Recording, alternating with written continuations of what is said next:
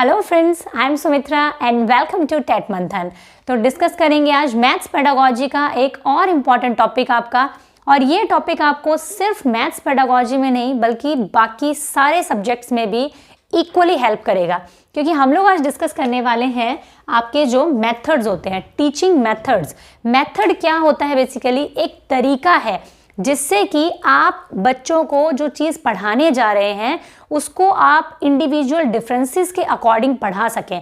भाई आपकी क्लास में कितने सारे बच्चे होंगे, 20, 25, 30 जो भी आपका रेशियो रहता है, उस हिसाब से जब बच्चे होंगे तो आप उन सभी बच्चों को एक डंडे से नहीं हाँक सकते, है ना।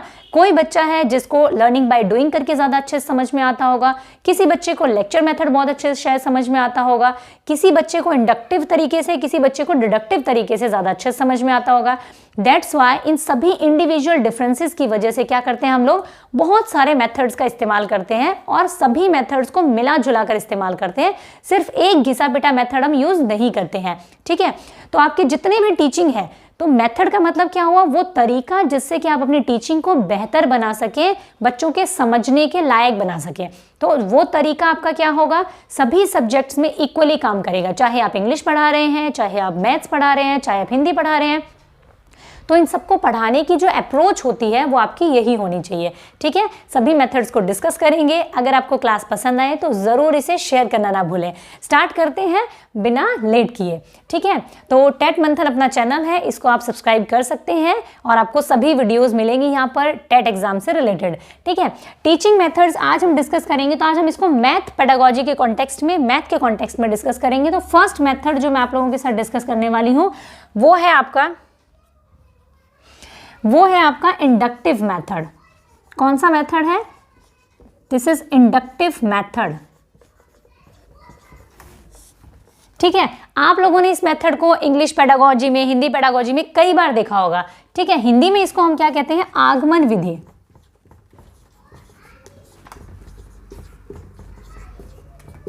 हिंदी में क्या कहते हैं हम इसको, आगमन विधि। अब ये वाला जो मेथड है इसकी कुछ अप्रोच होती है, ठीक है। इसके कुछ प्रिंसिपल हैं जो इस मेथड में ही आते हैं हमेशा। इस मेथड को उस नाम से भी आपके एग्जाम में डाला जाता है, क्वेश्चन में डाला जाता है। तो इसको हम क्या कहते हैं, इसको आप ये कह सकते हैं कि स्पेसिफिक टू जर्नल जाना। मैं हाफ लिख देती हूँ, ठीक है। स्पेसिफिक टू जर्नल जाना, या फिर आप ये कह सकते हैं कि नोन टू अननोन जाना, यानी कि जो बच्चा जानता है उससे आप उसे क्या करेंगे, अननोन की तरफ लेके जाते हैं, ठीक है। General to specific to general हम इसमें कहते हैं, नोन टू अननोन कहते हैं। इसका जो मेन जो एक इसकी मैं कहूँगी अगर लेबल जो हम कहते हैं इसको, इंडक्टिव मेथड का क्या होता है आपका, एग्जाम्पल टू रूल जाना होता है आपको।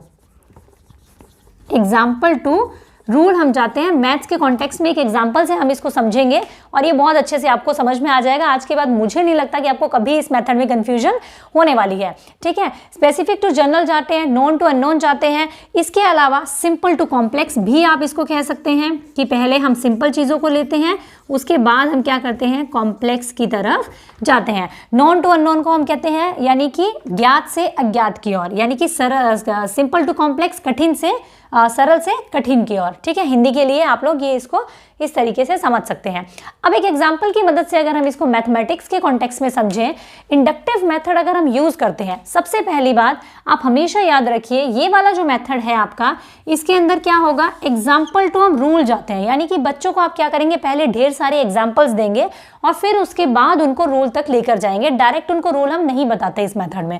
तो यहाँ क्या होगा, ये जो आपका क्या रहता है, छोटी क्लासेस के लिए ज़्यादा बेटर रहता है, ठीक है। छोटी जो आपकी क्लासेस होती है, प्राइमरी क्लासेस होती हैं, उनके लिए ये ज़्यादा अच्छा रहता है। वैसे तो ये बेस्ट टीचिंग मेथड है आपका। बच्चे की जो अंडरस्टैंडिंग होती है वो बहुत अच्छी डेवलप होती है, बच्चे का बहुत अच्छा बेस बनता है इस मेथड से, ठीक है। देखते हैं अब हम कि इसका एक एग्जाम्पल लेते हैं। जैसे कि अगर आपने ये कहा कि भाई आपको क्या है, सिंपल इंटरेस्ट काउंट करना है, ठीक है। सिंपल इंटरेस्ट आपको फाइंड आउट करना है, 500 रुपये का आपको सिंपल इंटरेस्ट फाइंड आउट करना है। 5% रेट है आपकी और आपको क्या है, 5 ईयर्स के लिए इसका इंटरेस्ट जो है वो काउंट करना है। एग्जाम्पल लेते हैं, इंडक्टिव मेथड अगर आपको अप्लाई करना है तो आप इस क्वेश्चन को किस तरीके से बच्चों को करवाएंगे, ठीक है। अगर आपको इंडक्टिव मेथड अप्लाई करना है तो आप लोगों ने भी किया होगा यूनिटरी मेथड हम लोग देखते हैं, जैसे कि इसका जो आपका रहेगा वो किस तरीके से रहेगा। देखिए 5% आपका क्या है यहाँ पर रेट ऑफ इंटरेस्ट है, ठीक है। तो आप देखेंगे कि 100 रुपीज़ पर आपका ब्याज कितना है, 5 है, ठीक है, 5% है। हम ये करते थे ना हमेशा यूनिटरी मेथड, 1 रुपीज़ पे कितना होगा, 5 डिवाइडेड बाय 100 होगा। हमें कितने पे चाहिए, 500 रुपीज़ पे चाहिए। हम 500 पे देखेंगे तो क्या होगा, 500 डिवाइडेड बाय 100 इंटू में 100। और कितने ईयर्स के लिए चाहिए, 5 ईयर्स के लिए चाहिए, ठीक है, 5 ईयर्स के लिए चाहिए। तो हम यहाँ पे क्या करेंगे, यहाँ 5 का मल्टीप्लाई कर देंगे। इस तरीके के बहुत सारे क्वेश्चंस आपने बच्चों को दिए, ठीक है, रुपीज़। इस तरीके के आपने बहुत सारे क्वेश्चंस बच्चों को दिए। यहाँ पे अलग अलग रेट ऑफ इंटरेस्ट दे दिया, अलग अलग ईयर्स दे दिया, अलग अलग अमाउंट दे दिया। बहुत सारे क्वेश्चंस जब आपने बच्चों को दिए तो बच्चों को एक चीज़ समझ में आई कि ये जो चीज़ है ये सभी में अप्लाई हो रही है आपकी, ठीक है। तब उन्हें एक नियम समझ में आया और फिर आप क्या करेंगे, इस एग्जाम्पल्स के बेसिस पे आप उनको रूल तक लेकर के जाएंगे। आप उनसे पूछेंगे कि ये 5% क्या है, ये आपका क्या है, रेट ऑफ इंटरेस्ट है, ठीक है। आप बच्चों को बताएंगे कि ये 5% रेट ऑफ इंटरेस्ट है, ये 500 को हम प्रिंसिपल कहते हैं, इसको हम क्या कहते हैं, प्रिंसिपल यानी कि मूलधन कहते हैं, इसे हम ब्याज की दर कहते हैं। 5 ईयर्स यानी कि ये हमारा एक टाइम पीरियड है, तो इतने टाइम्स हमें इस ब्याज को जो है काउंट करना है। इस तरीके से आप उसको रूल की तरफ लेकर जाएंगे और देन आप उसको ये बताएंगे कि इसका नियम क्या होता है। जैसा कि हम लोग हमेशा पढ़ते थे इसको कि P into R into T divided by 100, यानी कि principal into rate of interest into time divided by 100। ये आपने जो जनरल एक फॉर्मूला दिया, ये आपने बच्चे को स्टार्टिंग में नहीं बताया, बल्कि आपने क्या किया, उसका कॉन्सेप्ट क्लियर किया पहले, ठीक है। पहले आपको बोला भी जाता होगा ना कि स्टेप के नंबर मिलेंगे। जब छोटी क्लासेस में हम लोग होते हैं तो हम लोग बोलते हैं ये स्टेप वाइज करना है, बिल्कुल स्टेप्स के नंबर मिलेंगे, है ना। तो इसीलिए करवाया जाता ताकि बच्चे का जो बेस है वो क्लियर हो सके, उसको इस फॉर्मूला के पीछे का जो पूरा ये रहस्य है ये उसको पता हो, सारी उसको चीज़ें जो है वो क्लियर हो। तो इस तरीके से हम क्या करते हैं, एग्जाम्पल से रूल जाते हैं। ये होता है आपका इंडक्टिव मेथड। इसका बिल्कुल उल्टा होता है आपका डिडक्टिव मेथड, ठीक है। इसका बिल्कुल उल्टा होता है आपका डिडक्टिव मेथड। डिडक्टिव मेथड में क्या होता है, यहाँ पे हम एग्जाम्पल टू रूल जाते हैं, यानी कि उदाहरण से नियम की तरफ जाते हैं। डिडक्टिव मेथड में क्या होता है, हम रूल टू एग्जाम्पल जाते हैं, रूल टू एग्जाम्पल जाते हैं, यानी कि नियम से हम किसकी तरफ जाते हैं, उदाहरण की तरफ जाते हैं। इसमें क्या होगा, सबसे पहले इसी एग्जाम्पल को अगर हम लें तो आप क्या करेंगे, बच्चे को सबसे पहले ये बता देंगे कि भाई क्या होता है आपका सिंपल इंटरेस्ट निकालने का, साधारण ब्याज निकालने का फॉर्मूला आपका क्या है, मूलधन इंटू में ब्याज की दर इंटू में आपका समय और डिवाइडेड बाय आपका 100 जाएगा, ठीक है। ये आपका फॉर्मूला है। उसके बाद में आपने बच्चे को इससे फॉर्मूले से करने के लिए 5 या 7 आपने सम दे दिए, ठीक है। तो आप इसको क्या कहेंगे, deductive method, rule to example जाता है। ये याद करने का तरीका अगर मैं कहूँ आप इसको, तो इसको हम कहते हैं नियम से उदाहरण की तरफ जाना, और इसका हिंदी में नाम होता है निगमन विधि, ठीक है। तो आप याद रखने के लिए कर सकते हो कि नी से निगमन होता है, नी से नियम से उदाहरण की तरफ जाते हैं, क्योंकि इन दोनों मेथड्स में थोड़ा कंफ्यूजन रहता है, कौन सा नियम से उदाहरण है, कौन सा उदाहरण से नियम है। याद रखने के लिए आप ये कर सकते हो कि नियम से उदाहरण और नी से निगमन, तो यानी कि नियम से उदाहरण की तरफ जिसमें जाते हैं वो निगमन मेथड होता है, और दूसरा वाला ऑब्वियसली बात है आपका इंडक्टिव होगा तो आगमन विधि से होगा। इसमें सारे नियम यहाँ वाले से उल्टे होंगे। ये आपका क्या होगा, बड़ी क्लासेस के लिए बेटर रहेगा, क्योंकि देखिए छोटी क्लासेस में जब आप कॉन्सेप्ट बच्चे का क्लियर करके चलेंगे तो ये थोड़ी ना कि आप जिंदगी भर उसको चीज़ें इतनी मतलब क्लियर करके चलेंगे। और ये बेसिकली किसके लिए होता है, जैसे आपकी अलजेब्रा हो गया आपका, ठीक है, आपका ट्रिग्नोमेट्री हो गया आपका, ठीक है, ज्योमेट्री हो गया, उन सब में बहुत सारी ऐसी चीज़ें होती हैं जो कि जिनको कि आप प्रैक्टिकली नहीं सिखा सकते बच्चे को। साइन थीटा, कॉस थीटा, ये सारी चीज़ें हो गई। यहाँ पे आपको क्या करना होता है, बच्चे को नियम पहले बता दिया आपने, उसके बाद में उसके बेसिस पे आपने उसको क्वेश्चंस करने के लिए दिया या कोई भी अभ्यास करने के लिए आपने उसको दिया। तो यहाँ पे सारे नियम यहाँ से उल्टे हो जाते हैं बिल्कुल। यहाँ पे जैसे कि नॉन टू अननोन है, भाई जो बच्चा जानता है जिस बारे में, जैसे यहाँ बच्चा जान रहा था 100 रुपये पे 5 रुपये होगा, 1 रुपये पे 5/100 होगा, उसको फिलहाल ये नहीं पता ये रेट है, ये प्रिंसिपल है, या फिर ये आपका ईयर्स में इस तरीके से काउंट करना है, उसको सिर्फ ये पता है ऐसे ऐसे काउंट करना है। तो यहाँ नोन से हम अननोन की तरफ उसको लेकर के गए कि ये फॉर्मूला होता है। यहाँ क्या होगा, अननोन से नोन की तरफ हम उसको लेके जाएंगे। ये फॉर्मूला अननोन है उसके लिए बिल्कुल, इससे हम लोग उसको नोन की तरफ लेकर के जाएंगे कि इस तरीके से इस क्वेश्चन को सॉल्व किया जाता है। सेम टू सेम यहाँ पे सिंपल टू कॉम्प्लेक्स, सिंपल चीजें थी, हम कॉम्प्लेक्स की तरफ लेकर गए कि इससे एक नियम बन जाता है। यहाँ पे क्या होगा, कॉम्प्लेक्स से सिंपल की तरफ लेके जाएंगे कि इस फॉर्मूला को किस तरीके से आगे आपने क्वेश्चन में अप्लाई करना है और इनका क्या क्या मीनिंग होता है। बिल्कुल इसका ऑपोजिट आपका ये वाला रहता है, लेकिन ये दोनों मेथड जो एक दूसरे के ऑपोजिट भी हैं लेकिन एक दूसरे पर डिपेंडेंट भी होते हैं, क्योंकि एग्जाम्पल्स के बिना आप रूल्स को ठीक से नहीं समझा सकते और रूल्स के बिना आप एग्जाम्पल्स को ठीक से नहीं समझा सकते। तो ये दोनों मेथड जो है एक दूसरे पर डिपेंडेंट भी होते हैं। ठीक है, तो ये हमारे दो मेथड थे आपके मैथ्स पेडागोजी में, टीचिंग मेथड्स थे आपके, और इसके अलावा हम लोग कुछ और मेथड्स को भी डिस्कस करेंगे। Just a moment.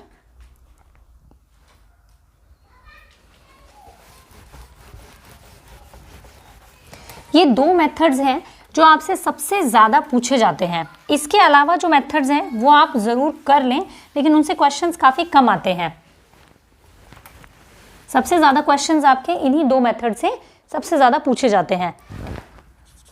थर्ड अगर मैं बात करूं तो यहाँ पे आता है आपका, एक आता है आपका एनालिटिक मेथड। ठीक है, एनालिटिक मेथड आता है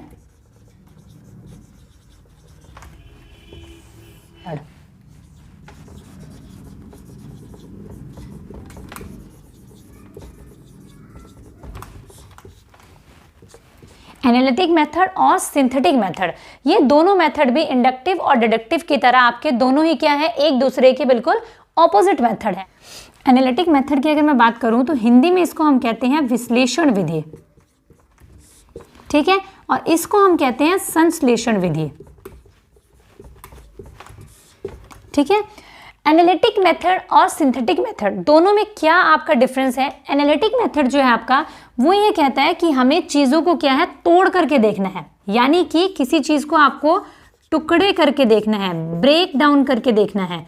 कोई भी प्रॉब्लम हो उसको आपको क्या करना है, ब्रेक डाउन करके उसके बाद में आपको इसको सॉल्व करना है। और सिंथेसिस मेथड क्या कहता है कि जितने भी आपके पार्ट हैं उनको सबको आपको क्या करना है, इकट्ठा करना है, सबको आपको इकट्ठा करना है। यानी ये क्या है आपका, होल टू पार्ट जाता है आपका।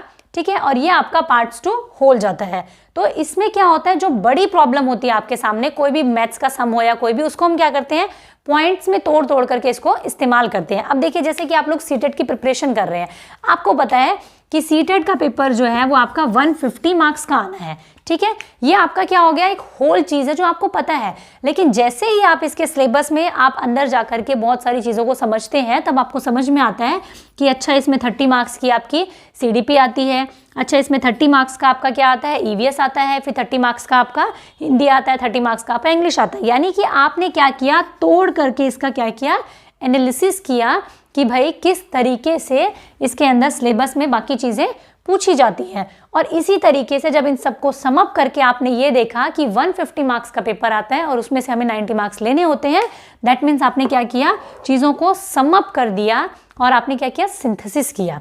ठीक है, जैसे कि हम लोग ये कहते हैं कि भाई 10 की स्क्वायर है। ठीक है, 10 स्क्वायर इज इक्वल टू क्या होता है आपका, 100 होता है। अब इसको अगर आप ब्रेक कर दे, 10 × 10 is equals to 100, 100 is equals to 100। तो ये जो चीज आपका 10 का स्क्वायर था, इसको आपने 10 × 10 में जो ये ब्रेक किया, ये क्या होता है आपका, एनालिटिक मेथड होता है। ठीक है, यानी कि किसी एक बड़ी प्रॉब्लम को छोटे छोटे चीज़ों में डिवाइड करके आपने उसको सॉल्व कर लिया। तो ये दो मेथड होते हैं, ये भी आपके क्या होते हैं, एक दूसरे के ऑपोजिट होते हैं लेकिन एक दूसरे पर डिपेंडेंट भी होते हैं। ठीक है, नेक्स्ट देखते हैं, वेयर इज द डस्टर। चीज़ें गायब हो जाती हैं यार मेरे यहाँ पे, समझ में नहीं आता मुझे भी।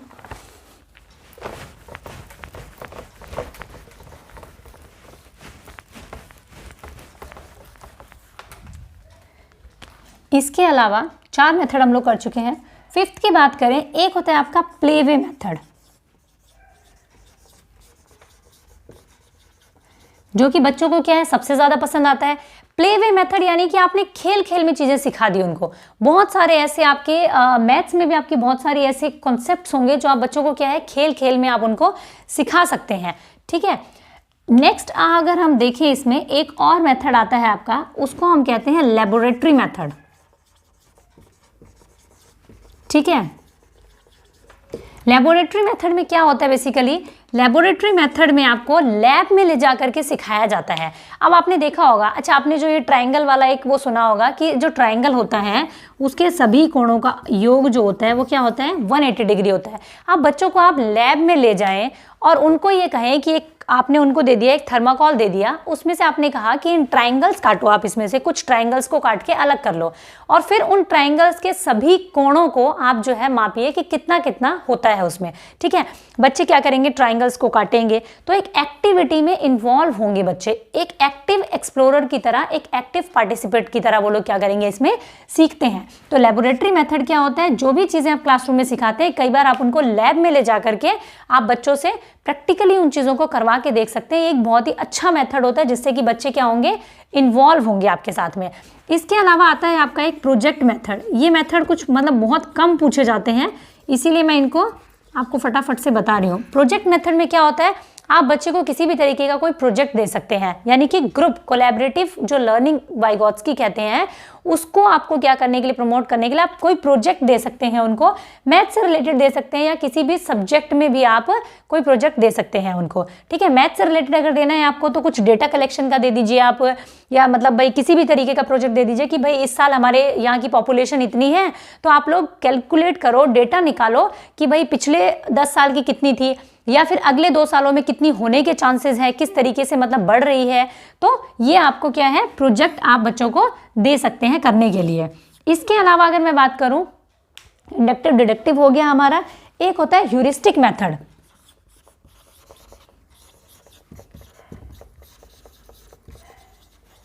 इसको कहते हैं हिंदी में अनुसंधान विधि।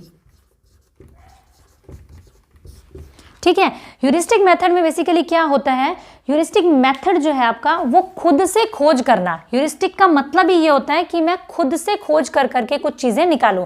ठीक है, जैसे कि आपने बच्चे को कुछ ये दे दिया, आपने जैसे कि ये ट्रायंगल अगर आपने दे दिया, एक तरीके से इंडक्टिव मेथड का ही मतलब दूसरा भाई कह सकते हैं आप इसको, कि आपने बच्चे को दे दिया, आपने कुछ इस तरीके से उसको ट्रायंगल्स दे दिए कि भाई ये कुछ ट्रायंगल्स हैं, ठीक है, और आप इनको खुद पता करो कि ये किस तरीके से है, मतलब क्या क्या है इसके अंदर में, क्या सिमिलरिटीज़ हैं, क्या डिफरेंसेस हैं। बच्चा क्या करेगा, खुद से इनको नापेगा और पता करेगा कि अच्छा इन सारे ट्रायंगल्स का जो योग होता है वो 180 डिग्री होता है। मतलब किसी भी तरीके से ये जो ट्रायंगल होता है इसका योग क्या होगा, 180 डिग्री होगा। आपने उसको बताया नहीं है, खुद से पकाया नहीं दिया है, आपने खुद उसको पता करने के लिए कहा है, खोज करने के लिए कहा है, तो वो आपका क्या होता है, ह्यूरिस्टिक मेथड होता है। ठीक है, तो ये हमारे 8 मेथड्स थे कुछ जो काफ़ी इंपॉर्टेंट थे। तो ये हमारे आज का जितने भी टॉपिक्स थे, जितने भी आपके ये मेथड्स थे, वो मैंने आप लोगों के साथ डिस्कस किए हैं। तो अगर आपको पसंद आया हो तो ज़रूर आप अपने सभी फ्रेंड्स के साथ में इसको शेयर करें, और अगर नए हैं चैनल पर तो सब्सक्राइब करके ये जो बेल आइकन है इसको हिट करके और ऑल नोटिफिकेशन को ज़रूर आप क्लिक करें ताकि आपको आने वाली वीडियोज़ की नोटिफिकेशन मिल सके। Thank you, keep learning, keep supporting.